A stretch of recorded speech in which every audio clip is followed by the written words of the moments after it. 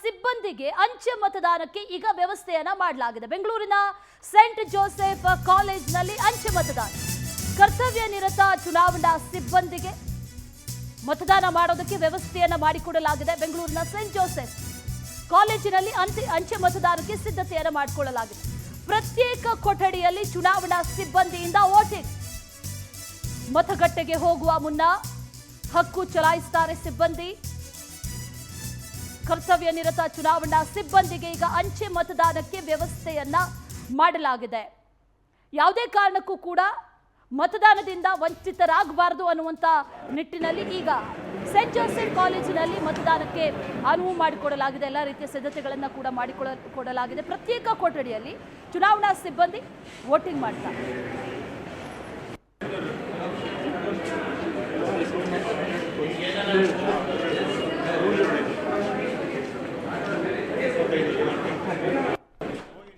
ಇನ್ನು ಇದೇ ವಿಚಾರಕ್ಕೆ ಸಂಬಂಧಪಟ್ಟಂತೆ ಮತ್ತಷ್ಟು ಡೀಟೇಲ್ಸ್ ಅನ್ನ ನೀಡ್ತಾ ಹೋಗ್ತಾರೆ ಪ್ರತಿನಿಧಿ ವರ್ಷಿತಾ. ನೇರ ಸಂಪರ್ಕದಲ್ಲಿ ಜಾಯಿನ್ ಆಗ್ತಾ ಇದ್ದಾರೆ. ವರ್ಷಿತಾ, ಯಾವುದೇ ಕಾರಣಕ್ಕೂ ಕೂಡ ಮತದಾನದ ಪ್ರಮಾಣ ಕಮ್ಮಿ ಆಗಬಾರ್ದು, ಯಾರು ಕೂಡ ಮತದಾನದಿಂದ ವಂಚಿತರಾಗಬಾರ್ದು ಅನ್ನೋದೇ ಇದರ ಉದ್ದೇಶ. ಏನೇನು ಡೀಟೇಲ್ಸ್ ಇದೆ?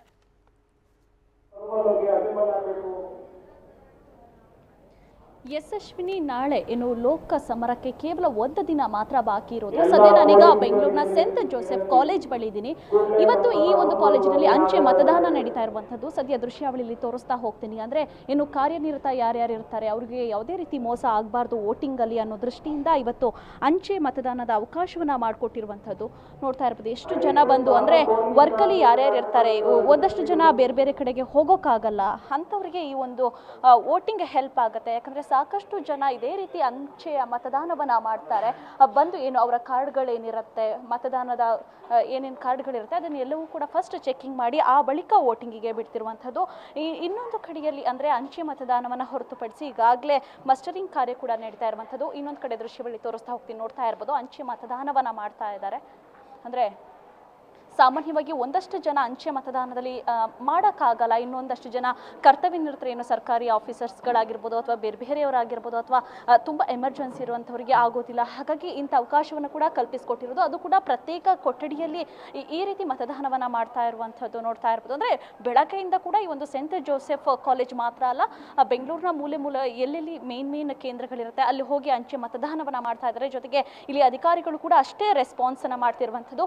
ಇನ್ನೊಂದು ಕಡೆಯಲ್ಲಿ ಅಂದರೆ ಮಸ್ಟರಿಂಗ್ ಕಾರ್ಯ, ಅಂದರೆ ನಾಳೆ ಏನು ಎಲೆಕ್ಷನ್ ಇದೆ, ಹಾಗಾಗಿ ತಯಾರಿ ಕೂಡ ತುಂಬ ಇಂಪಾರ್ಟೆಂಟ್ ಆಗುತ್ತೆ. ಹಾಗಾಗಿ ಹೊರಗಡೆ ಒಂದು ಟೆಂಟನ್ನು ಹಾಕಿ ಏನೇನು ಅಂಚೆ ಮತದಾನ ಆಗಿರ್ಬೋದು ಅಥವಾ ಮಸ್ಟರಿಂಗ್ ಕಾರ್ಯಗಳಿಗೆ ಏನೇನು ಸಕಲ ಸಿದ್ಧತೆಗಳನ್ನು ಈಗಾಗಲೇ ಮಾಡ್ಕೊಳ್ತಾ ಇರುವಂಥದ್ದು. ಜೊತೆಗೆ ಒಂದಷ್ಟು ಸಪ್ರೇಟ್ ಕೊಠಡಿಗಳನ್ನು ಏರ್ಪಡಿಸಿರುವಂಥದ್ದು. ಅಂದರೆ ಬಸ್ಗಳ ವ್ಯವಸ್ಥೆ ಆಗಿರ್ಬೋದು, ಒಂದಷ್ಟು ಜನರ ಏನು ನಾಳೆ ಯಾವುದೇ ರೀತಿ ಅವಘಡಗಳಾಗಿರ್ಬೋದು ಅಥವಾ ಒಂದು EVM ಮಿಷಿನ್ಗಳಾಗಿರ್ಬೋದು ಯಾವುದೂ ಕೂಡ ಏನು ಆಗದೆ ಇರೋ ಥರ ಫಸ್ಟಿಗೆ ಒಂದು ಟ್ರೈನಿಂಗನ್ನು ಕೊಡ್ತಾರೆ, ಒಂದಷ್ಟು ಸಿದ್ಧತೆಗಳನ್ನು ಕೂಡ ಮಾಡ್ಕೋತಾರೆ. ಹಾಗಾಗಿ ಇಲ್ಲಿ ಒಂದಷ್ಟು ಸಿದ್ಧತೆಗಳು ನಡೀತಾ ಇರುವಂಥದ್ದು. ಅಶ್ವಿನಿ, ಕಾದು ನೋಡಬೇಕಾಗಿದೆ ಎಲೆಕ್ಷನ್ ಯಾವ ರೀತಿ ಇರುತ್ತೆ ಅನ್ನುವಂಥದ್ದು. ಯಾಕಂದರೆ ಪ್ರತಿ ಬಾರಿ ಕೂಡ ಎಲೆಕ್ಷನ್ ಆಗುವಂತಹ ಸಂದರ್ಭದಲ್ಲಿ ಇದೇ ರೀತಿ ಒಂದಷ್ಟು ಅಂದರೆ ಸಕಲ ಸಿದ್ಧತೆಗಳನ್ನು ಏನು ಚುನಾವಣಾಧಿಕಾರಿಗಳಾಗಿರ್ಬೋದು ಎಲ್ಲರೂ ಕೂಡ ಮಾಡ್ಕೊಳ್ಳಾಗತ್ತೆ.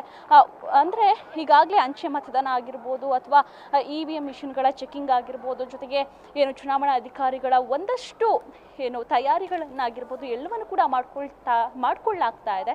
ಕಾದು ನೋಡಬೇಕಾಗಿದೆ ನಾಳಿನ ಮತದಾನ ಎಷ್ಟು ಯಶಸ್ವಿ ಆಗುತ್ತೆ, ಜೊತೆಗೆ ಏನಾದರೂ ಅವಘಡಗಳು ಸಂಭವಿಸುತ್ತಾ ಏನು ಎತ್ತ ಅನ್ನುವಂಥದ್ದನ್ನ ಕಾದು ನೋಡಬೇಕಾಗಿದೆ. Ashwini. Okay Varshitha, thank you ಡೀಟೇಲ್ಸ್ಗೆ.